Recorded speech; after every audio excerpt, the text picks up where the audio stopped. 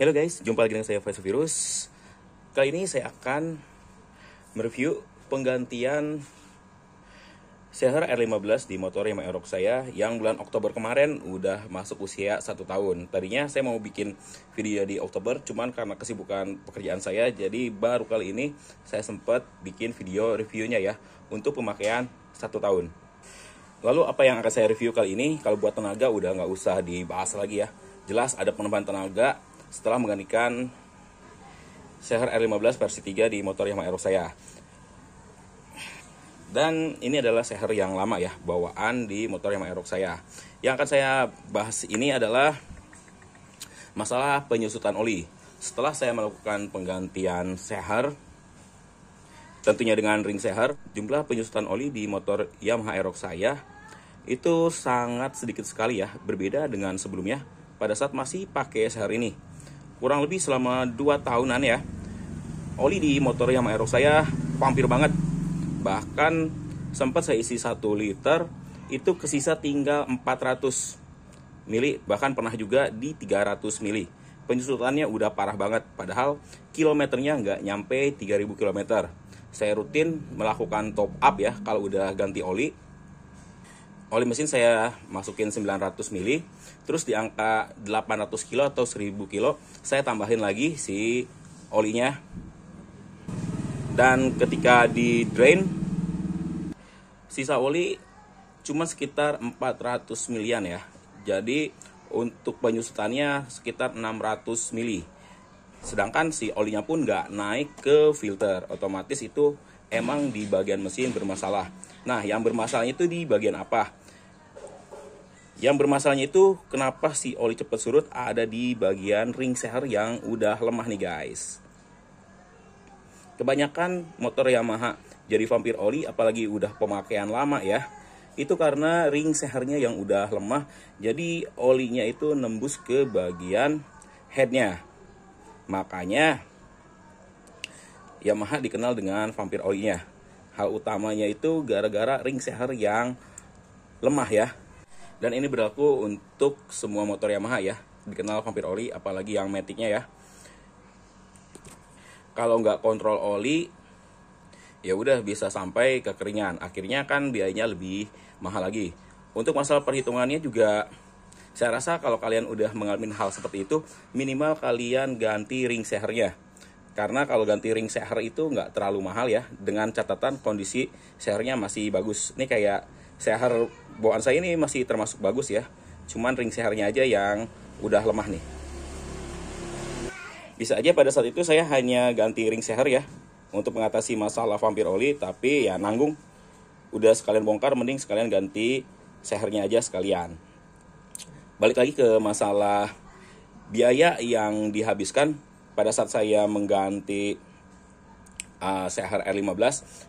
Itu kurang lebih sekitar 900.000 karena saya juga melakukan penggantian klepnya. Waktu itu kan sompal ya, makanya agak lebih mahal, tapi kisarannya sih masih di angka 600 sampai 800 mungkin ya, karena kan kita harus bersihin juga semua, bersih-bersih.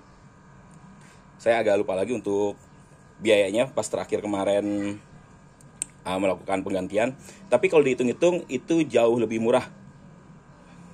Kenapa bisa dibilang jauh lebih murah? Karena durasi penggantian oli di motor Yamaha Aerox saya ini jadi lebih lama. Sebelum melakukan penggantian kemarin ya, Seher sama ring Sehernya, untuk durasi penggantian olinya itu biasanya saya sebulan sekali, bahkan bisa 2 minggu sekali, tergantung jarak tempuh yang saya pakai. Walaupun masih di bawah 2000, kalau sekiranya sisa oli yang saya cek di dipstick itu udah low banget, saya melakukan penggantian. Otomatis dalam sebulan saya harus mengeluarkan biaya sekitar 140.000 hanya untuk ganti oli ya. Dan setelah saya ganti Sehernya ini, durasi penggantian oli lebih lama. Saya ngikutin kilometer. Motor udah nyampe 3000 km baru saya melakukan penggantian oli. Itu pun durasinya jadi 2 bulan. Otomatis 2 bulan itu saya hanya mengeluarkan biaya sekitar 70.000-an ya, tergantung oli yang saya pakai. Kalau dihitung-hitung dengan biaya terakhir kemarin yang saya keluarkan, selama 3 bulan atau 4 bulan itu udah balik modal. Dalam artian saya ngeluarin uang nggak sia-sia, oli mesin nggak susut.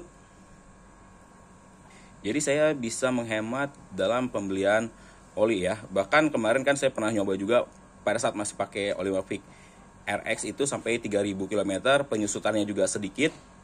Dan seterusnya saya melakukan penggantian di angka 3000 km. Dan sampai saat ini pun udah setahun pakai, penyusutannya itu hanya sekitar 100 mili pada saat saya melakukan penggantian oli ya guys. Jadi buat kalian nih yang udah ngerasa vampir oli banget, saya saranin sih minimal kalian ganti ring sehernya biar